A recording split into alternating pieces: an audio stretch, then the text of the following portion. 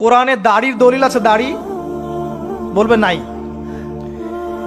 কোরআনে কোথায় দাড়ির দলিল আছে বলেন তো দেখি, কে বলতে পারবেন? কঠিন প্রশ্ন।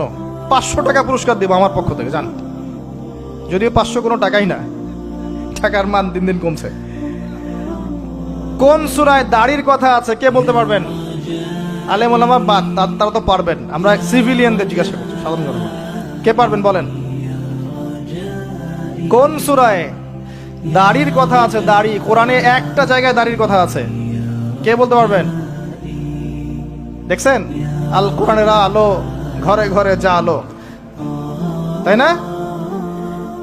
স্লোগান দিয়ে কাজ হবে না ভাই, প্রত্যেক ঘরে ঘরে কোরআনওয়ালা মানুষ তৈরি করতে হবে, তারপরে আলো অটোমেটিক ঘরে ঘরে জ্বলবে ইনশাআল্লাহ।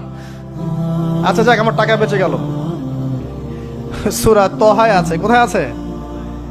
সূরা তহার মধ্যে আছে, একটা জায়গায় দাড়ির কথা আছে, সেটা হচ্ছে হারুন আলাইহিস সালামের দাড়ি। কার দাড়ি? হারুন আলাইহিস সালামের দাড়ি। মুসা আলাইহিস সালাম ফেরাউন থেকে যে দলবল নিয়ে পার হওয়ার পরে, বনু ইসরাইলকে নিয়ে পার হওয়ার পরে আল্লাহ পাক তাকে 40 দিন ডেকেছেন তুর পাহাড়, মনে আছে?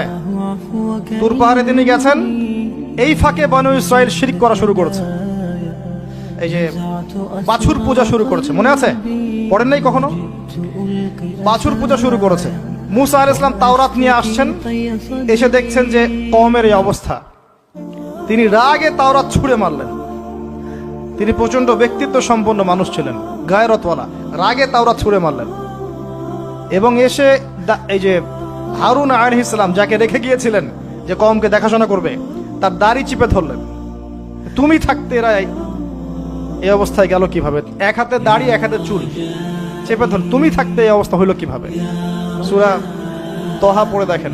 তখন হারুন আলাইহিস সালাম বলছেন যে হে আমার ভাই, আমার দাড়ি আর চুল ধরো না, এই একটা জায়গায় আছে। তার মানে দাড়ি পাওয়া যাচ্ছে কোরআনে। কিছু মানুষ তো এখন বলে কোরআন মানি হাদিস মানি না, তাই না?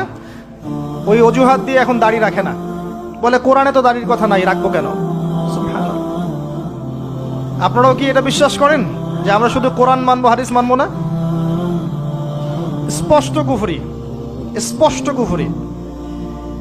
কোরআন এবং হাদিস একসাথে মিলেই শরিয়া।